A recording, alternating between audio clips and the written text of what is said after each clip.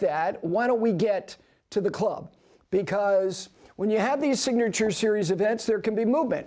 And everybody knew that it was just, he was sitting on the doorstep.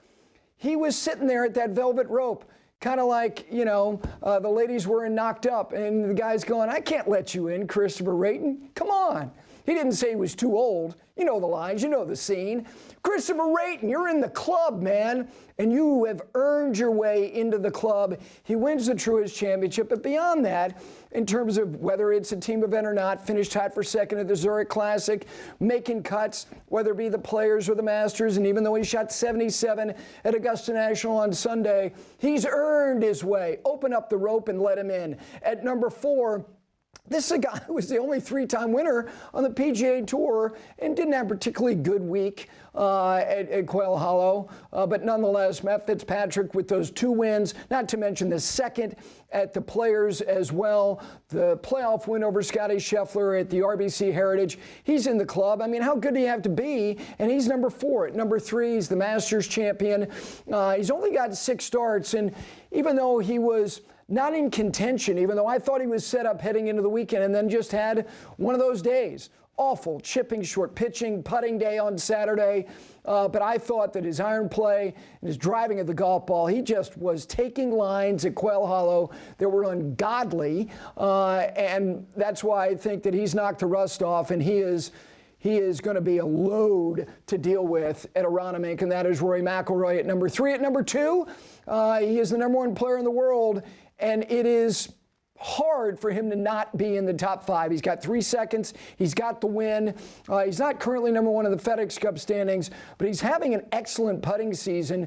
And Scottie Scheffler is your defending champion of the PGA. He's number 2 in our Club 5. And at number 1 is Cam Young. He, like Rory, had one of those days. Rory had it on Saturday. Cam Young had it on Sunday. Atrocious putting, but he still was in the top 10. And he has won the Players, he won the Cadillac, he's got a host of other top 10s as well. He was right there to the bitter end at the Masters. He's number 1. Now, that is not necessarily 5 guys that you think you're going to be, streaking to KFC at 3 a.m. They're professionals, man, but they're still in the club. Frank the Tank will do the streaking to KFC if it's still open.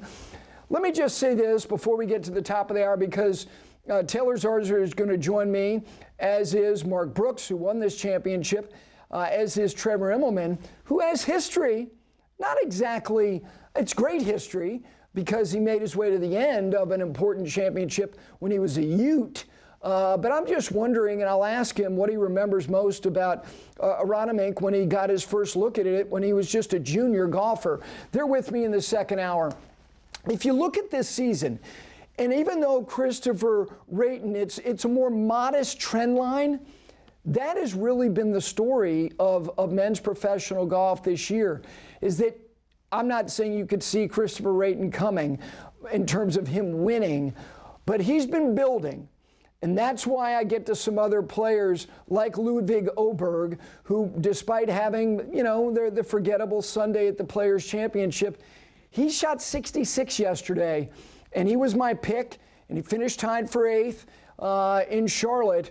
5 of his last 6 starts, his worst result is 8th. Now, the one thing that he has got to get solved is a more reliable putter, because his putting numbers were not good. But everything else, he's got his toolkit almost in full bloom. And there are others as well. Tommy Fleetwood is another one. And Tommy was close. And I don't know necessarily that I would put Justin Thomas right there, on line 1, but he'd be close. And that's why I think when you look at this field, the reason why there have been so many guys who have either made this their first major, like Justin Thomas did in 2017, and then he backed it up in 2022, is that this is the best back half of the second level of any of the majors. You see a lot of that in the Open. You see a lot of that in the U.S. Open, because a lot of players who do not have exemptions, because it's either 50 or 60, they go through final qualifying, then they get in.